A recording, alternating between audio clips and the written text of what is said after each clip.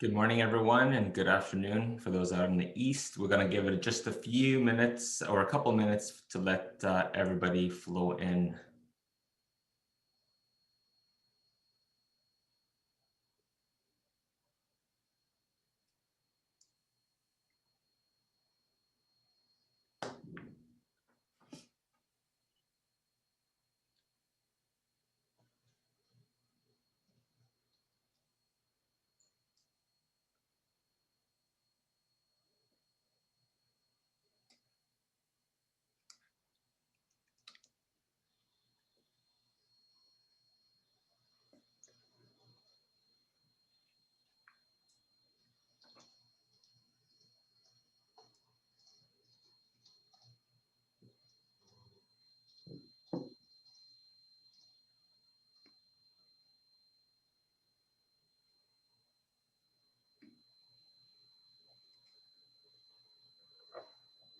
We're just going to give it one more minute.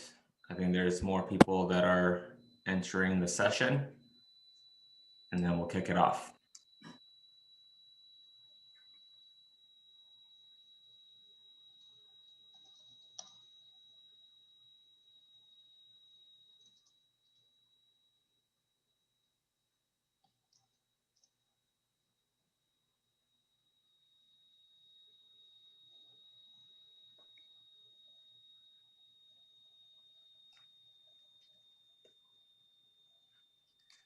Hello and welcome, everyone. My name is Mike Sheckman, and I'm the Regional Vice President for Robert Half. I oversee our British Columbia and Manitoba operations in Western Canada. Thank you for joining today's session. It was exciting to see 500 people from across North America register for this event. And I'm thrilled to bring together today's panel as we take an in-depth look at how COVID-19 has disrupted the workplace in significant ways and evolving the way HR is effectively navigating the ever-changing landscape. Now, before we begin, I would like to address a few housekeeping items. We will be recording today's webinar and it will be available for on-demand viewing. A follow-up email with a link to the recording will be shared post-event. We will also have a Q&A session at the end of the discussion, so please enter your questions using the Q&A box at the bottom of the screen, and we'll do our very best to answer as many as possible. Your participation is also important for us today, as we will have 4 polling questions throughout, and we encourage your engagement throughout. So now, without further ado, I would like to introduce our distinguished panel. This lady requires no introduction. Claude Silver is VaynerMedia's first Chief Heart Officer, and I can tell you from my own personal interaction with her, she's all about heart. Claude has been instrumental in scaling VaynerMedia's organization, more than doubling it in size to 1,000 people strong. Her 3-decade career includes leadership positions at major advertising agencies and consultative engagements with a variety of clients across the US. Now going left to right, we got Steve. Steve Cadigan is a highly sought after talent advisor to executives and organizations globally. His clients include Google, Salesforce, the Royal Bank of Scotland, and the BBC. Top venture capitalists and consulting firms such as Andreessen Horowitz, Sequoia, and McKinsey regularly retain Steve for his insight and expertise. He speaks at conferences in major universities around the world, including Harvard and Stanford, and throughout his career, the teams, cultures, and organizations he has led been recognized as exceptional world-class performers by both Wall Street Journal and Fortune magazine. Steve has worked as an HR executive for over 25 years at a wide range of companies and industries, and his HR career was actually capped by serving as the first CHRO for LinkedIn. Next we have is Giselle. Giselle Blackman is the head of human resources at Connor Clark and Lunn Financial Group, known as CCL to many, where she's responsible for leading the firm's HR transformation, driving its diversity and inclusion initiatives and HR business strategy.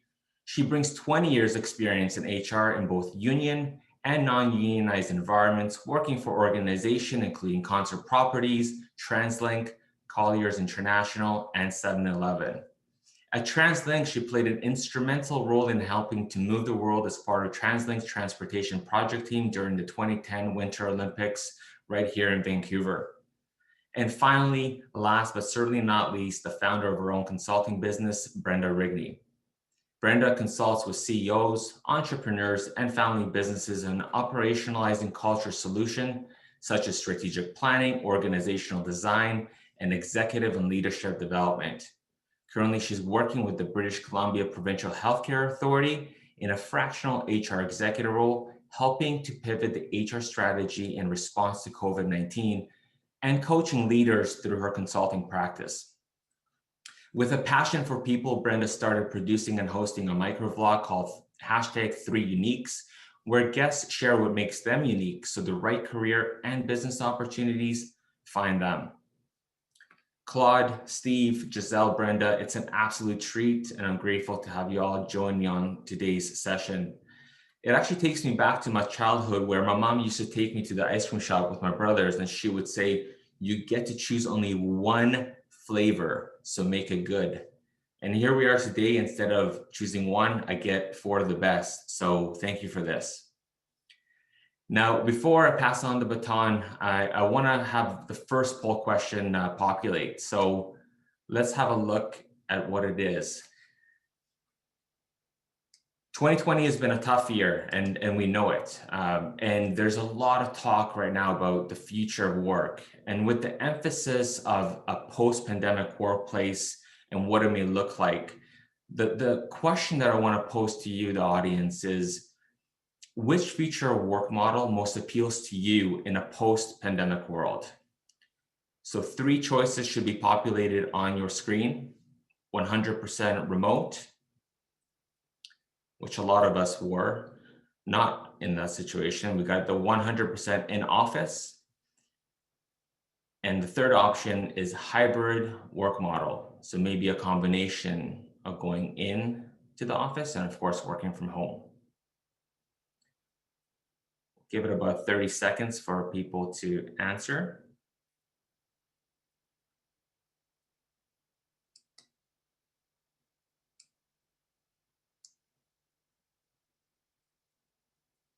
All right. So 84% of the audience have shared that their ideal work model would be a hybrid work model, which is amazing, amazing. All right, so with that in mind, talking about the future of work, Steve has been an expert, and I would love to hear your insights on this. When considering the future of work, what are organizations implementing to drive innovation and collaboration with varying work models and schedules?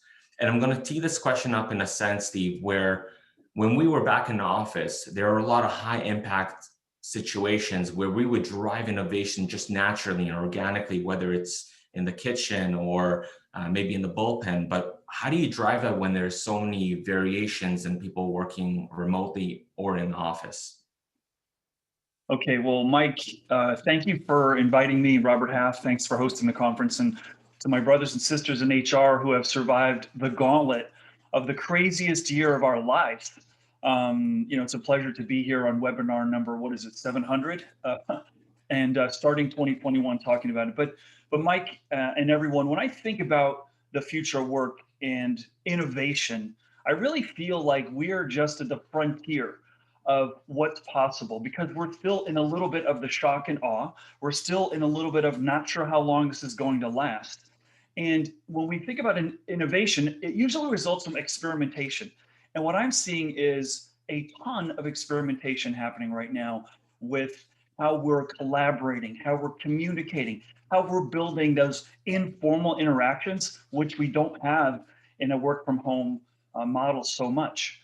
And some of the innovations that I'm seeing is, in a really ironic way, we're seeing each other less, but we're seeing more of the personal homes and the home decor of our colleagues than ever before.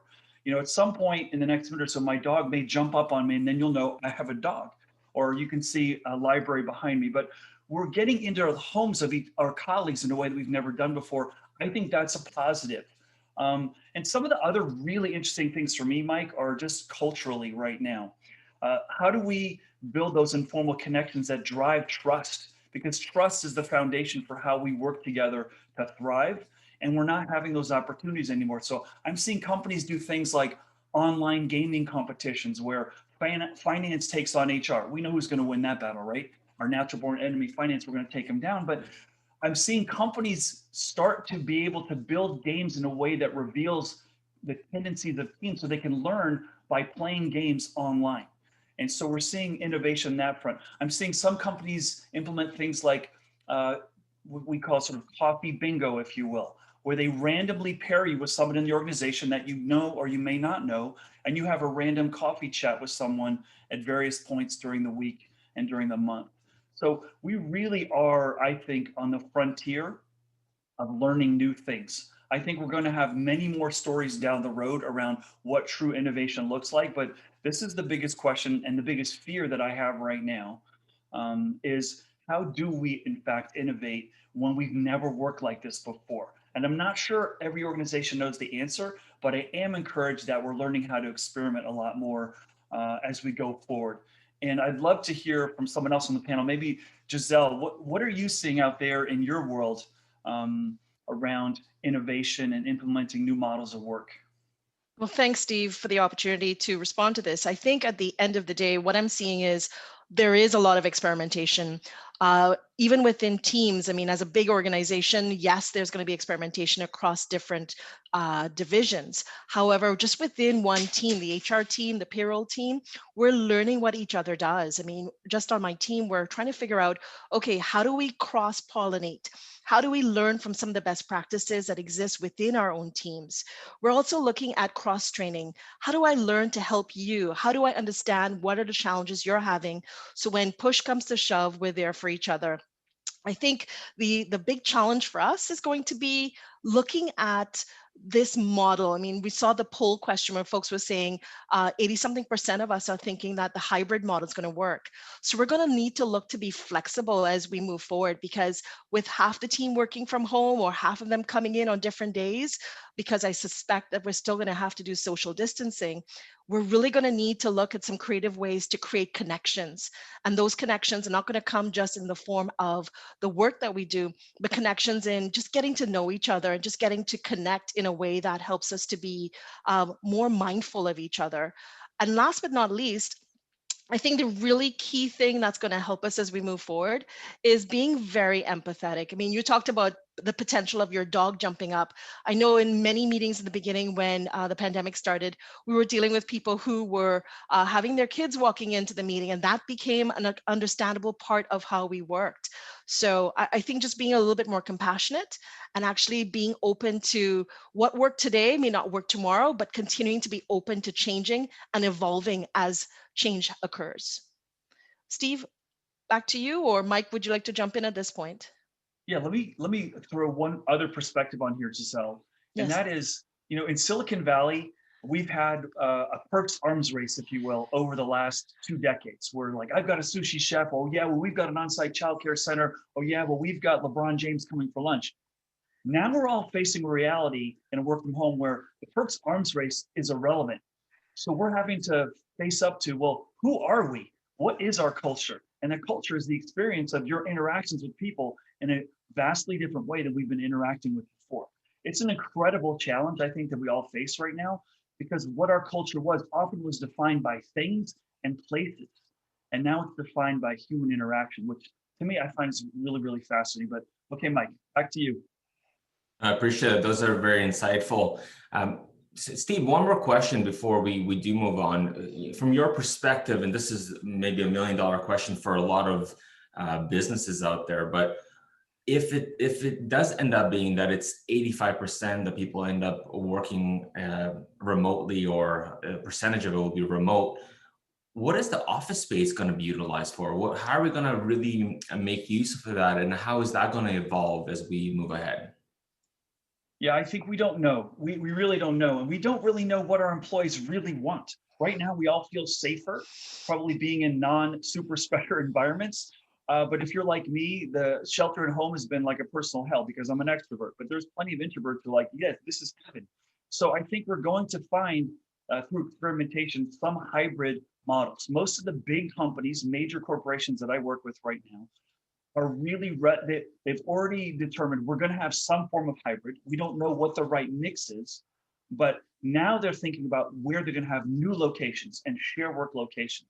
And I've got 3 meetings set up this week, in fact, with companies who are building software to map where people in the organization are going to be on certain days, so they can either meet together or determine, should we have an in-person meeting or work remotely. But Mike, it's still really too early to see how this is going to play. And from the people that I'm talking to, whether it's folks in Washington D.C. or other disease control offices, I mean, we're in this at least for 6 months, maybe 9 to 12 more. So I think we still really don't know how it's going to shake out when we're quote unquote, back to the new never normal. I appreciate that. Thank you. All right, so let's move on and gain some perspective from our audience again about fostering employee engagement and corporate culture. We know that this has been extremely challenging in the environment that we're under. So the question that I'm posing out there, in today's digital era, which soft skill or characteristic is most critical for cultivating engagement and a positive corporate culture? So again, we know that all 6 of the choices are important. We know that a lot of organization and leaders are keying in on these, but what do you feel is most critical to cultivate engagement and a positive corporate culture? Give you guys 30 seconds.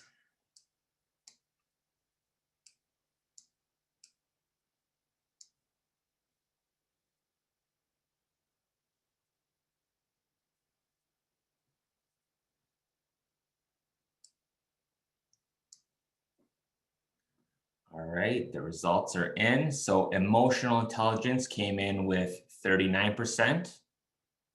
And we have some between empathy, authenticity, and willingness to listen. Came a close second there. Great. All right, so let's segue. And Claude, thank you again for joining. I hope you had a great long weekend. I know you enjoyed that. So during the pandemic, we talked about leadership. We talked about how people wanted that connection, but which leadership traits have you really focused on and to double down on in order to cultivate and evolve that culture at VaynerMedia? Yeah, thanks, Mike. I appreciate it. Wonderful to be here. The number one thing is transparent communication. We're a culture that prides ourselves on being empathetic and collaborating very well together. But I will say we have over-indexed on communication, and that means more all hands from Gary. That means more all company Slacks or emails from myself, videos from Gary, Q&A, so open forum Q&A when anyone can ask Gary any single thing, which is really important because, we're an independently owned company. And so he is really kind of like the master of our destiny in many ways. And he is, and also in many ways, he's the oracle. So hearing from him often is extremely important, or hearing from someone that he's deemed to, be able to scale him in some way, shape, or form. Overall, though, it's thoughtfulness, and it's really leaning in much more on humanity, on raw emotion that comes at us. Certainly as the anxiety when we first started working at home was at an all-time high, certainly after the murder of George Floyd and Black Lives Matter, it's raw emotion just coming at us. And by the way, that's okay, and that's humanity. So we've had to also do a lot of training, a lot of leadership training, and really empowering our leaders and teaching our leaders how to hold space. And that means without judgment. It's not about them. You don't have to have all the answers, but you need to be able to exist in a world where questions are okay, where emotion is okay. And right now, I don't see a time in place, at least in my lifetime, where we're going to then all of a sudden go to some, other new way of working, and we're going to decide that we are going to put ourselves in armor again. The door has been, the emotion has been unleashed, good, bad, or indifferent. So those are the types of things that we've really, really leaned in on. But it really all is encompassed under EQ for sure. And again, those are qualities and traits that I believe we do well, but the communication for sure, the training, the allowance of people to really bring whomever they are to work. And that also means, the email I'm about to send out, that tomorrow is the inauguration. And while we expect people to still continue their workload and be responsible for their workload and their work, we also want to honor the notion that some people are going to be glued to the TV, and that's okay too. So that's just extra communication. Brenda, I'd love to know what's going on in your neck of the woods. Yeah, thanks, Claude. Thanks for having me on, also Mike and the Robert Half team, and hi to everybody. I agree with everything that Claude mentioned, and there's also a couple points too that Steve talked about in the earlier part. I think leaders also talking about culture and re-looking at vision and values in this time. I think I saw a lot of that over this past year, whether it was values around resiliency, agility, talking about pivoting their organizations. These became a bit of buzzwords on Instagram and social media, but really at the heart, I think, of culture and strategy in a lot of organizations, it meant CEOs and leaders coming in and really rethinking how they communicate, how they make decisions. And so I think that was really at the height of the pandemic at the early onset, especially for a lot of small businesses, where we've seen that in the restaurant, hospitality, space, hotels, travel industry, that have pretty much in a lot of cases plummeted in those sort of first couple of months of the pandemic, but have looked at how do they reposition themselves and have different offerings. I think similar to what Claude said about, really the emotional intelligence is the sensitivity, like the mental health check-in. I think that's something that I've seen a lot of organizations invest in as far as leadership development in more the back half of 2020. But I think as we go into 2021, knowing that we're still in this together, is instead of maybe leading off with the performance check-in and looking at results and goals, which I think are still important, we're still driving organizations forward and we still have accountabilities to our customers or our vendors or our communities, at the same time checking in with employees. Like the first question, instead of asking about maybe results and sales quotas, et cetera, is how are you doing? No, really, how are you doing? And it's not the fine as an acceptable answer, but really digging in and understanding, I think, how people are showing up and how you are showing up as a leader too, and being vulnerable and showing those vulnerabilities. Back to you, Mike. Those are great. Thank you. Claude, a question for you. There's a lot of, especially once March hit, many leaders and maybe first-time leaders never led remote teams. What type of tips would you share? What have you shared with, I guess, leaders even within your own business in terms of how to best lead their teams remotely? Yeah, I think you said Claude. I wasn't quite sure, but so we've had to do a lot of training, and that training really has been around unconscious bias training. Interview training is a really big one. Orientation training. So we do a 4-day orientation for every single employee that starts, whether or not it's a C-suite person or a resident. Such as today, we have 25 people joining. Everyone sits together for 4 days, but leaning in that much more on, I think what Brenda said was really, really spot on, which is, how are you doing? Being human. Steve mentioned right now, we have the honor, by the way, I think it's an honor to look in on seeing how someone lives. By the way, also, it's very vulnerable for that person.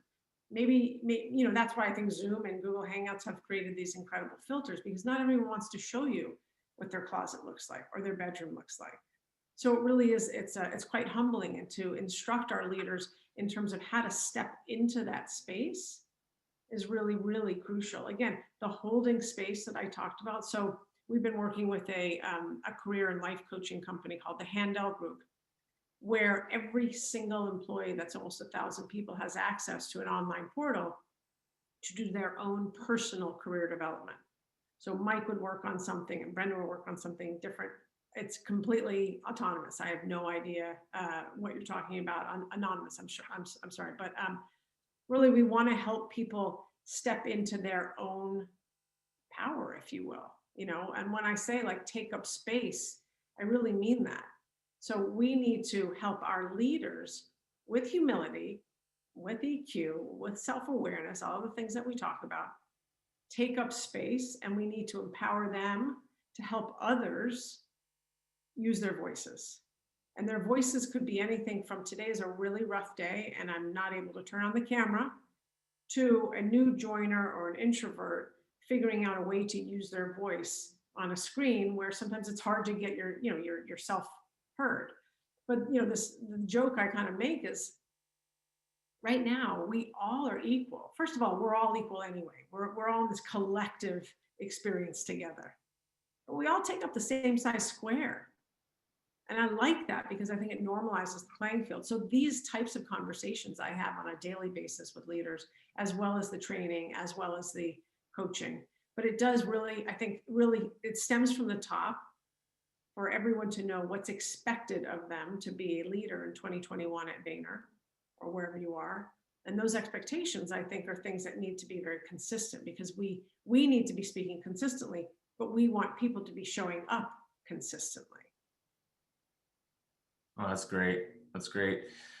Brenda, I do have a question, and then the same one I'll post to Claude as well once you finish. But if you can take away one lesson from 2020 and the pandemic itself, not that it's gone, but if you can pick one, what was your biggest learning through 2020? Oh, good question. Well, my biggest learning, I think it goes back to sort of my own personal reflections on how I showed up as a leader. For me, it was, accumulation of everything that we've been sort of talking about already this morning. And the most important thing for me was really checking in with myself every day and making sure that, there's that analogy of like, put your oxygen mask on first. People say that when it comes to leadership. I mean, it is actually a safety check that obviously we hear about every time we get onto an airplane. But that's it, right? It's just checking in with yourself first to ensure that, hey, am I okay? Are the kids okay? Like, am I going to be able to start off the day well? Because I have to interact with so many people. And if there's something that I'm feeling unsure about, spiraling down about, that's going to definitely reverberate across, depending on where my scope is and who I'm talking to. And, and I do talk online quite a bit. I'm on social media. So it's like, I'm always checking in with myself to make sure that I'm okay. And that's, it's the self-care. And I'm not talking about the mani-pedi self-care. It's the meditation. It's the breath work. It's going for a walk. It's like incorporating fitness, healthy eating. Like I doubled down on my green juice. Like there was just certain things that I did, both from like an immunity standpoint, but also really making sure from a mindfulness approach that I was okay every day. And there were some days that I weren't. And that's when I also took the opportunity to self-select out and just say, today's not a good day, or maybe I should cancel this meeting. And, people would be disappointed, but at the same time, I'd probably be better off not being in that meeting or not being on that Zoom call. Back to you, Mike. All right, Claude, same question for you. Biggest takeaway and learning? I think self-care is completely spot on. For me, prioritization of what I need to take care of and really what really matters. The 99% of things that don't matter and all that noise, and that's stuff that I've really had to learn how to let go of and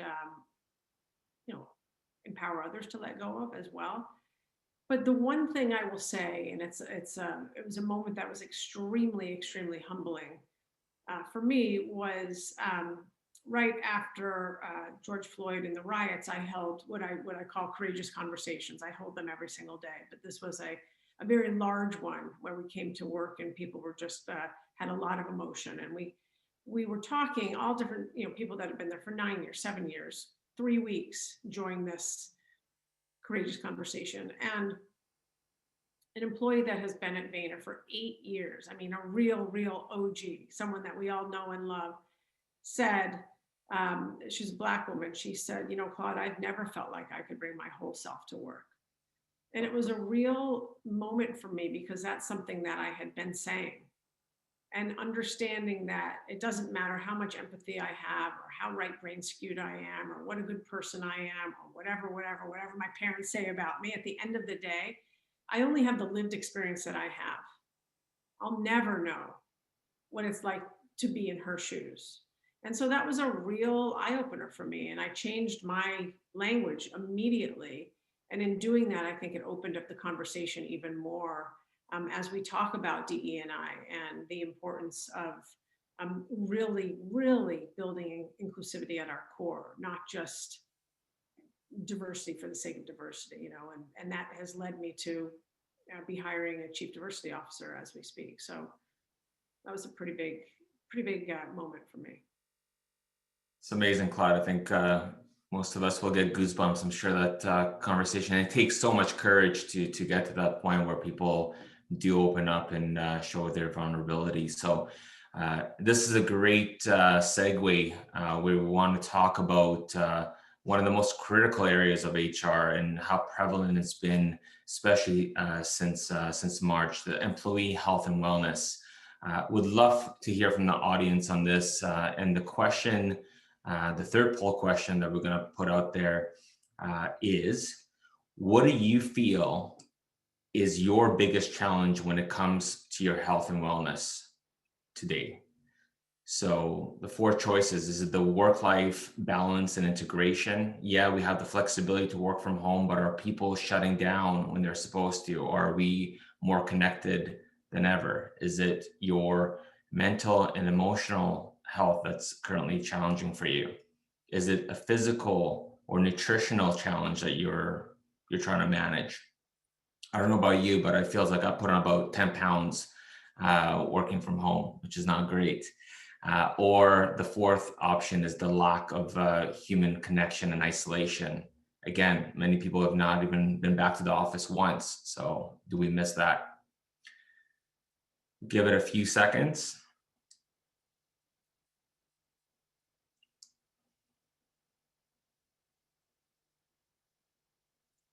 Somewhat even in this one. So we got 30% with the mental emotional health, and tied for second place, work-life balance integration. So being able to, or having the difficulty of unplugging at home. And then the lack of human connection and isolation. All right, so we're gonna move with a question for Giselle, and we're gonna open it up talking about all mental health and wellness. So what are some of the key takeaways about mental health and wellness that you observed, Giselle, or experienced even personally? And really, where do we go from here? Oh, wow. Thank you so much for the opportunity to respond to this, Mike. I really must say that 2020 was surreal. It was a year that actually exposed us to a lot about ourselves. I mean, myself personally, I actually started a new job and started working remotely and have never been into the office except I've never worked in the office. So it's been over 10 months, and that creates an interesting challenge for sure. What I found though about 2020 was that from teams working from home and people working from home, the elephant that was in the corner actually got moved right out of the corner onto the dining room table. And that elephant was mental health and wellness. Issues such as rapid change, where in fact, people were forced to move from the office to home very quickly, in some cases overnight. And now our firm, we did that rapid change within a matter of a week. There was also issues of uncertainty where folks were like, oh my gosh, my friends are losing their jobs. Am I going to have a job? If I lose my job, what am I going to do? Lots of uncertainty about what's with this pandemic. What does it mean? How do I move around? How do I stay connected? There was a lot of angst as well. And I would say that a lot of this was driven by the stuff we were hearing in the media. There wasn't a lot of positive news in the first few days of this pandemic. In 2020, it was a lot of negativity everywhere you turn, social media as well as the news online. Loss of freedom. Now, this was one that affected me tremendously because I am someone who's very outgoing. So losing that ability to connect with friends and those social connections, or even the ability to move around as I wanted to, and being told that I had to be in lockdown, or I had to stay at home and not get to see my friends. These were some of the things that were challenges that I think many of us faced. But leaders were forced to address even deeper issues, not just the surface issues that we were seeing. There were isolation issues, loneliness and disconnection, some of the mood swings we were seeing from some of our teams. And then ultimately, there was also the fatigue of being on screen 100% of the time. All of these meetings on Zoom, WebEx, Teams, whatever platform you use, it really did take away from our ability to feel true connections. This definitely was not business as usual. So then what are some of the things we learned? I mean, I think it was a year that really taught us a lot. And from some of the stuff that Claude said, as well as Brenda, I believe self-care was one of the big ones. How to set boundaries for yourself. What are your limits? How do you build TLC into your day for yourself? And you know what? For some people, TLC is the massage. For some people, TLC is the walk. For some people, TLC is working out. But how do you put limits on working and then doing and being as you are in your regular everyday life? The issue of micro breaks was something that we learned as well. Building these into your calendar, because the lines between work and play became so blurred, because guess what? The dining room table was now the place where you were working, or the bedroom where you slept to get your rejuvenation at night was a place where you worked during the day. So the lines between were not as clear as they were. So learning to build micro breaks into our day was something that was really critical for us as well. The big thing in terms of conversations among, I found, not just thought leaders on LinkedIn and other platforms, but even among HR folks and leaders in general, was we started to see the destigmatization of mental health.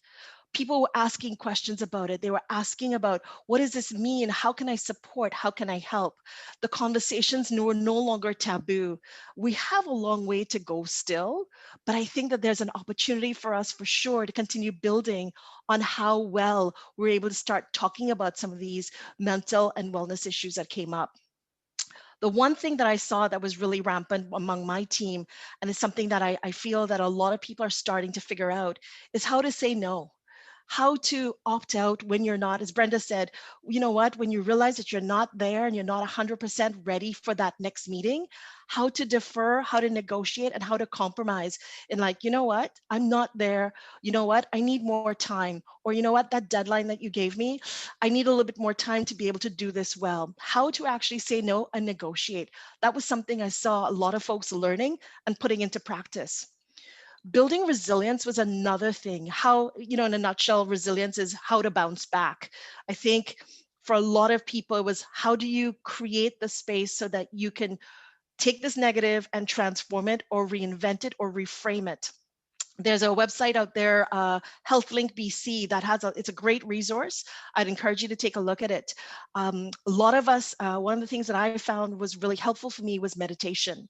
I actually turned to meditation as a way to sort of build that resilience for myself, to do the reset, to quieten the noise so that eventually I can get to a place where I can actually think and I could hear myself think.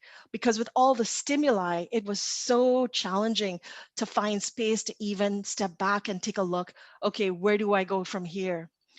Empathy and vulnerability were some other things that we learned. How to create authentic connections, how not to be afraid to ask for help. I know Brene Brown was really good about talking about vulnerability, and it was something that was starting to gain some momentum as well. I think it exploded in 2020, and it's going to be something that's going to continue to go forward as we try to create better connections with our teams, better connections with the people that we work with, because it's no longer going to be acceptable to have a surface type relationship. I'm not asking you what are you having for dinner at night, but I'm getting to know you as the person. As we talked about earlier, seeing into people's lives, seeing to their homes, you're getting a bit of a glimpse into, wow, this is a dimension of this person that I never thought about or I never even considered. It helps you to see them as someone real. And as Claude said, the fact that we're all on the same playing field, we're all in this together as well, it really puts us on a platform where we're all in a place where we can have the same kind of conversations because we're having similar experiences. And last but not least, one of the things that we learn is it's okay to still have fun, how to inject fun and laughter as a bit of a medicine to help you work through it. I know one of my teammates, she actually developed this weekly initiative for us where it's 15 minutes of fun, where every week she would send us this placeholder for 15 minutes of fun. We never knew what it was going to be. It could be anything from two truths and a lie to a secret guest or a mystery guest who would come in and share stuff about the parts of the company that folks never knew about, or share stuff about themselves. And those kinds of events, the team started looking forward to it.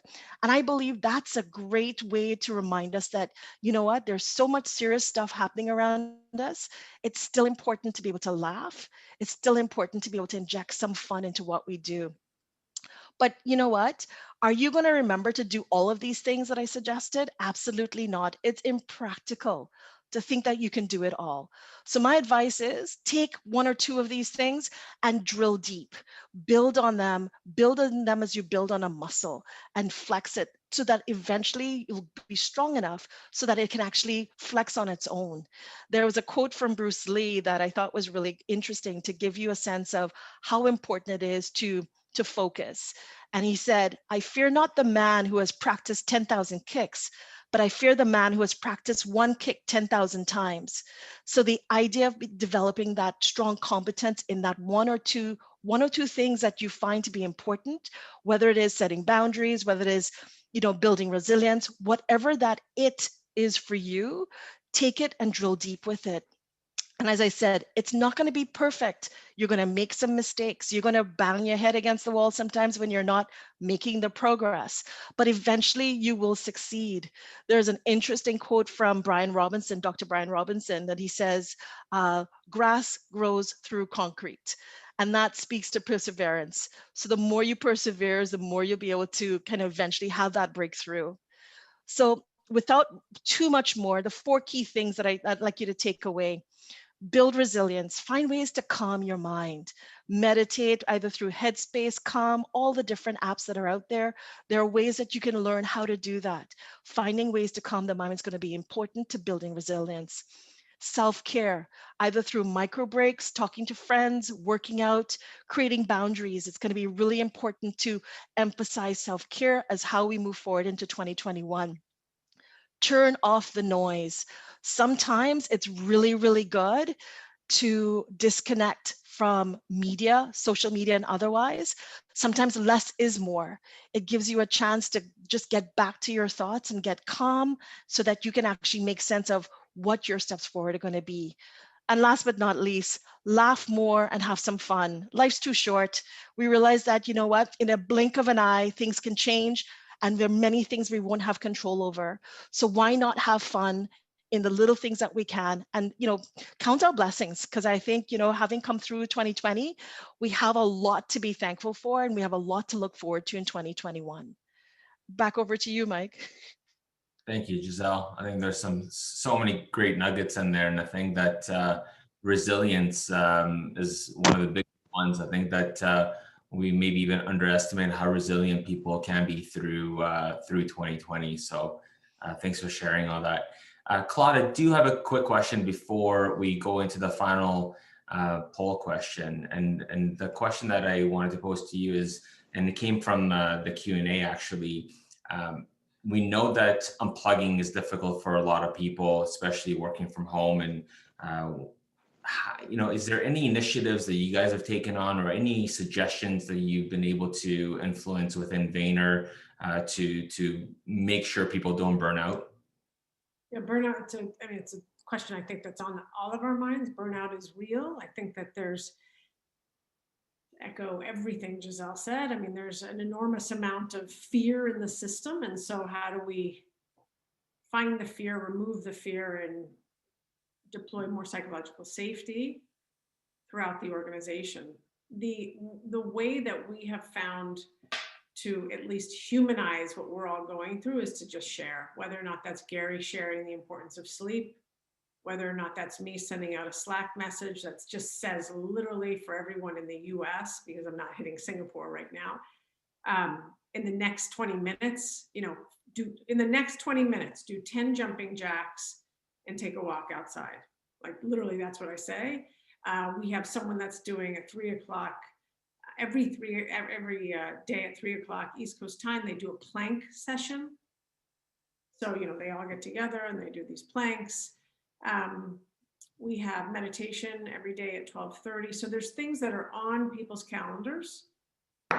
We hope are reminding them to take these micro breaks, which are extremely important. I mean, we used to take them walking to the bathroom or going to the water station to get your water jug filled up again, where we could just like cognitively check out. And then really team to team, you're just putting a note up on Slack that says, I'm taking 30 minutes out, I'm going for lunch, those types of things. But I really think the only way to get that into the water stream is to do it, is to be repetitive and consistent about it. And whether or not that's messages from me, and I ask other leaders to do that too. It shouldn't only just come from me or from Gary. We need consistency right now. And we need to remind one another that, again, we're in it together, and there is a lot of light. Amidst the darkness, there is a heck of a lot of light. And, grass does grow through cracks. Yeah, no, I love that. Thank you both, Giselle and Claude, on this one. So for our final topic today, we're going to explore and really talk about the critical importance of diversity, inclusion, equity, and belonging in today's workplace. We would like to hear from you, the audience, on the final poll question, and it should be in front of you. So which of the following with the greatest impact has been implemented at your organization to support diversity, inclusion, equity, and belonging? So we put a few options, and we'll give it a minute here.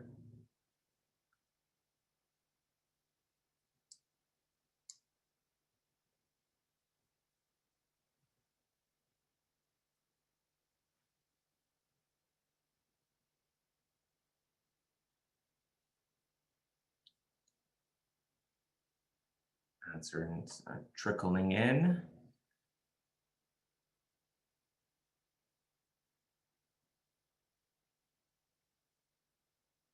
All right. So a tie for first place, and we have 29% of the respondents saying that committees, so employee resource groups, which are great because those are the grassroots level types of groups that are created within organizations. And then there, on the flip side on the spectrum, we have organizations that have nothing in place yet. So they're still on a journey of learning and figuring out what they can put in place to support diversity, inclusion, equity, and belonging. So I'm gonna open this up to Brenda. So for Brenda, I know that you've been instrumental in creating and sparking these conversations both online and with organizations you've been a part of. But over the last 12 months, have you been a part of a specific maybe initiative that you want to share that has sparked change and transformation when it comes to diversity, inclusion, equity, or belonging? Yeah, absolutely, Mike. I'll answer that question. But first, a call out of thanks to Giselle for recognizing the HealthLink BC site and our call line. That's actually our employees at Provincial Health Services in the province of British Columbia, where I'm helping to support right now strategically on the HR team. So thanks for calling it out. It is a really great service that we offer to the citizens of British Columbia. And thanks for recognizing them. So Mike, going back to your question about diversity, inclusion, equity, belonging initiatives that really sparked up. So the past 8 months, and really for the bulk of the start of the pandemic, I came in to work with one of my clients, Provincial Health Services Authority. Normally they're a client of mine, but they asked me to come on board, as in my previous life before consulting, I was VP of HR, VP of operations in Vancouver-based companies. They asked me to come on board to help out with their HR leadership team. And one of the things that we really wanted to get re-sparked again was our initiatives around diversity, equity, inclusion, because we are frontline to the COVID response at PHSA. A lot of our HR strategies got shelved, not because we wanted to, but we had to really pivot and ensure that our teams were helping to support our frontline clinical practitioners. And so I came on board probably about May. So, kind of getting into, that pause between first wave and second wave in Canada, and started working with our Indigenous cultural safety team. So we pulled together groups of people, and this is led by one of our executive leadership team members, Donna Wilson, who actually has the Indigenous cultural safety team under her scope. So together with HR and a cross-functional group of leaders, we pulled together a team, basically an advisory board. So I think that was one of the drop-down features, like what tactic did we go after the most? So policymaking is huge in healthcare, right? Like things sometimes don't always happen if we don't have policies. We are part of our provincial government, so policies and government go together. So for us, what's really critical is making sure that if we have a policy in place to eradicate racism, and that's really one of the things that we want to take a firm stand on. Up until then, we were talking about cultural safety, which sounds good, but at the end of the day, we just wanted to get rid of racism. We had claims of racism being, brought up, reporting going on, and we weren't addressing it, and we weren't creating that culturally safe place. So I agree with doing all the employee resource groups, the training, etc. But if we don't have a culture that actually, and policies that actually eradicate racism, and that we will address it hands down and get rid of it out of our system, no matter what training, employee resource groups you put in place, it's not going to happen. And that's what we were seeing. We were doing the training before, we were doing the unconscious bias training, we were having the employee resource groups. We have a phenomenal program. It's called, it's an award-winning program. It's called Sanias Indigenous Cultural Safety Training that we have all of our healthcare employees across the province go through, and it's actually a public offering, so anyone can take it. It's a fabulous course. At the same time, we still had incidences of racism going on in our system. So I am a big believer in getting training out there, but if you don't go to the source of where it's happening, which is we actually stand firm that we will not allow racism in our system through a policy, then we can fix the other systematic issues. So that's the first thing that we took on. At the same time, because we had these issues of racism going on in our healthcare system and in PHSA, there was an investigation that was done over the summer in 2020 by Mary Ellen Trapel-Lafont. She's a retired judge, lawyer, and she did a report on racism in healthcare across the province of British Columbia. And together with the province of British Columbia, it's like Ministry of Health, she put together a report that's called In Plain Sight. And it's a phenomenal report, and I encourage anybody from any healthcare system or organization across Canada and the US to read it, because it really pulls out all of the different situations of racism in our Indigenous community across BC, but most especially with Indigenous women. And that was one of the biggest callouts that we saw, is that women in the Indigenous community are not getting fair treatment as far as healthcare. And so we took that really seriously. And so together with our anti-racism policy, we're also looking at how we can ensure through our clinical practitioners and how we service our patients across the province, is that we're taking that into specific care. What else can I share with you? I think the other thing that we also wanted to look at is, building this cross-functional group of leaders, because at the end of the day, it also starts with leaders. We know that even after people go through training, it's going to be on the job where someone makes a remark or someone has an opinion or makes a decision, and leaders are going to hear about it, and we need them to feel confident to be able to address it. Call it out when a claim comes forward of racism, that they're not brushing it off aside. They're not saying, oh, maybe you're exaggerating, maybe you read too much into it, that they're actually addressing it, and they know where to get support from internal resources within the organization, whether that's HR or our groups, that our employee resource groups that are set up. So we wanted to really make sure that there was a cross-functional group of leaders that were working on this anti-racism policy. So we have representation from finance, analytics, the clinical operations, supply chain. So it's not just limited to our employee resource group, like the typical departments like HR that would be leading this work. It's a cross-functional group. And I think that's probably where I'll sort of land it right there. I do want Steve to be able to weigh in too and just hear from him and his perspective. So over to you, Steve. Okay, thanks. Thanks so much, Brenda. Listen, just a couple of quick points, because I know we're coming up on time here. I think the big issue with this whole topic is, one what we know in HR doesn't work. And let's be honest about it. Setting hiring quotas is maybe 3% of the solve from my perspective. The true 95% is culture and leadership. You know, you can hire people in that are more diverse to your organization, but if they're not feeling welcome, they're not feeling like this is a place where they feel comfortable, they're not going to stay, so you're not solving the problem. And too many people that I'm encountering trying to address this worthy problem that's big and very complex, think a hiring strategy is their way through it, and it's not. So we need to be honest about that. We also need to be honest as human beings that human nature is driving why this is so hard, because we feel safer around people, generally speaking, that look like us. So it's hard, and it's going to take, I think, really good debates at very, very senior levels to sort of come to terms with being honest. And as Claude was saying, like, be really honest about this and really transparent. It's not an easy topic. The great news is about COVID, last point here. The great news is about COVID. It's presented the ideal opportunity for us to change the hardest things in organizations, because everything in the world's changed. So the receptivity to doing things differently, I think, is greater than at any point in our working lives. And we may never see an opportunity like this again. So this is something we need to go after. And unfortunately, we don't have a lot of success stories. There was an article in Business Insider that came out a few months ago about Salesforce, one of the most philanthropically minded, deep-pocketed, contributors to philanthropy, hired 4 years ago one of the flashiest, most talented heads of diversity that money could buy. And 4 years later, after they looked at many things they did not move the needle at all in any of the measurable categories that they wanted to. So if they can't do it, I think there's a lesson there. This is really, really hard. And there are some really bright, well-funded, initiatives that were a part of that. So anyway, it's worth going after, and now's the right time.